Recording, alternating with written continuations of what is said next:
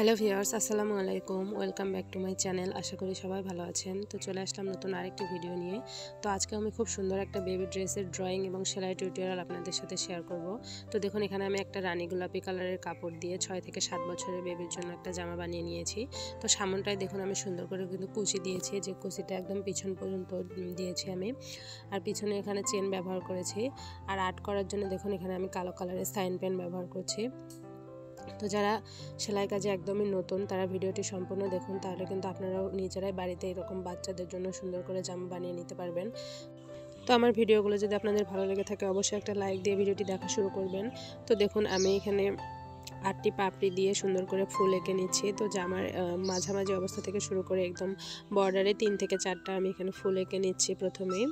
তো ফুলগুলো চেষ্টা করবেন এক সমান দেওয়ার। তো আমি এখানে কিন্তু ফ্রি হ্যান্ডে আর্ট করে নিচ্ছি। তো আপনাদের যাদের আর্ট করতে অসুবিধা হবে তারা একটা সাদা কাগজে কিন্তু সুন্দর করে এক মাপের আর্ট করে নিয়ে সেই সাদা কাগজটা জামার উপরে কার্বনের সাহায্যে কিন্তু আর্ট করে নিতে পারেন, অথবা কাগজটা হচ্ছে জামার কাপড়ের নিচে রেখেও কিন্তু উপর দিয়ে কিন্তু আর্ট করে নিতে পারেন। তো দেখুন ফুলগুলো আর্ট করে নেওয়ার পর এর চতুর্পাশে আমি সুন্দর করে লতা পাতা এবং কলি আর্ট করে দিচ্ছি।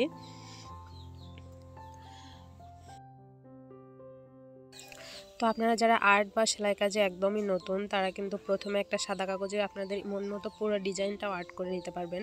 প্রথমে আপনার উপরে যে জামার বডিটা আছে সেটা যে যত কয় ইঞ্চি হয় সেই কয় ইঞ্চি একটা সাদা কাগজ কেটে আপনারা কিন্তু প্রথমে আর্ট করে নিতে পারেন। তারপর পুরো ডিজাইনটাই কিন্তু একবারে কার্বনের সাহায্যে বা কাগজটা কাপড়ের নিচে রেখে পুরো ডিজাইনটাই কিন্তু উপরে ছাপ দেওয়ার মতো করে তুলে নিতে পারেন।